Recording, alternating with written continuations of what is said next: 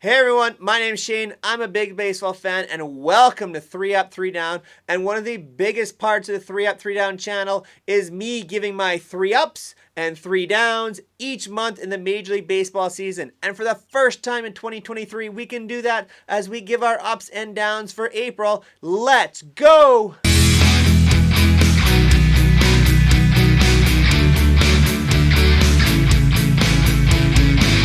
Our first up for the month of April has to be the return of Max Muncy for the Los Angeles Dodgers. He was very good in 2021, and just before the playoffs suffered an arm injury. He was zapped of almost all power in 2022. Terrible season, barely even hit 200, and now he is back in 2023. 11 home runs, 22 RBIs, an 1184 OPS. It's so nice to see Max Muncy doing so well again with the Dodgers. Such an incredible talent. He's now seems to be settling at third base with Justin Turner having departed the offseason for the Dodgers. He is one of the big names now in that Dodger lineup, battling there with Freddie Freeman, Mookie Betts, doing everything he can to keep the Dodgers relevant in that NL West. That is going to be a dogfighted division between the Padres and the Diamondbacks all year, chasing the Dodgers at this point in time. And Max Muncy is one of the big reasons why the Dodgers are where they are in the NL West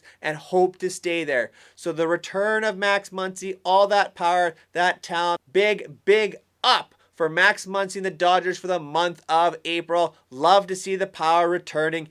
Even though you burned me in fantasy baseball last year, still love to see it. Way to go, Max. Our second up for the month of April has to be Seattle Mariners outfielder Jarred Kelnick. How about a guy who's gone through the ringer in his last few years in Major League season, trying to establish himself as a true major leaguer. He had so many ups and downs between the majors and AAA. He seems to be finding his groove at the major league level this season. 7 home runs in April, 14 RBIs, and OPS just over 1,000. Jarred Kelnick seems to be blossoming into the star that so many people thought he was going to be, and actually carrying the Seattle Mariners offense, who have not been good through the month of April and even into May. We don't talk about May, but Jarred Kelnick has been so good for the Mariners, and it's so exciting to see a young player blossoming into the star. Run for Kelnick. It's his 7th of the year. I love to see the swing changes he's made. Seems to be really balancing himself out in the box. Jarred Kelnick has all kinds of talent. If he can hold this through the entire Major League season, what a talent that's going to be for Seattle, to combine with the likes of Julio Rodriguez, Teoscar Hernandez, Ty France, Cal Raleigh. There is the makings of a good offense, and Jarred Kelnick just lengthens that lineup in Seattle so much for the Mariners. So for all that talent, the realization of that talent, it's a big up for Jarred Kelnick.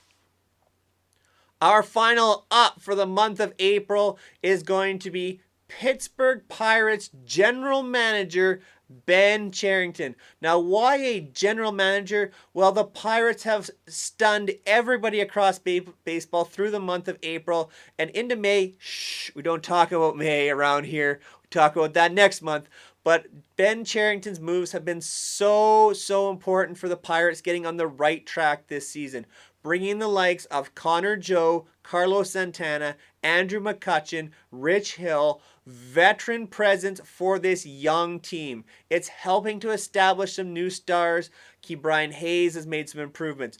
Brian Reynolds is back to what he's supposed to be. O'Neal Cruz was star in the making before he got hurt. But young guys like Jack Sawinski, Mitch Keller, Ronzi Contreras, these young guys who are established themselves in the major leagues need veteran presence around them. And these veterans are producing. When you break it down and look at the numbers, Connor Joe put up 4 home runs, 11 RBIs, 962 OPS. McCutchen, the return of Kutch, has inspired the fan base. 5 home runs, 13 RBIs, 807 OPS.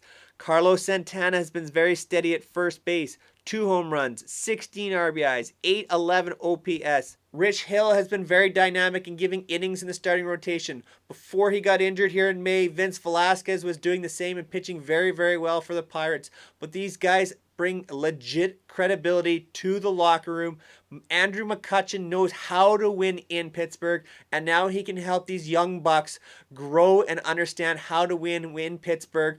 All this talent is kind of starting to gel together a little bit. We'll see how long it lasts in Pittsburgh, but for all these moves Ben Cherington has made, he gets a big time up in reestablishing Pirates baseball in Pittsburgh. Our first down for the month of April is going to be Houston Astros' new first baseman, Jose Abreu. Abreu came over from the White Sox. He has been an MVP winner in the past. We thought he was going to really replace Yuli Gurriel, who struggled last year for the Astros at first base. One of the few players on that team that struggled last year. Jose Abreu is a legitimate hitter. What's he done in Houston? Really nothing at all. 11 RBIs, no home runs, a 528 OPS. Absolutely atrocious for Jose Abreu and the Astros. This is a 3-year deal. This is going to get ugly if Jose Abreu does not return to some form here, getting back to at least league average. We know he can hit. We know he has some pop. We thought he hit more home runs in Houston with that short porch in left field. At least I did. But the power just isn't there. The production isn't there. There's a lot more swing and miss in his game. And you have to wonder if Father Time is catching up to Jose Abreu a little bit, approaching the late 30s.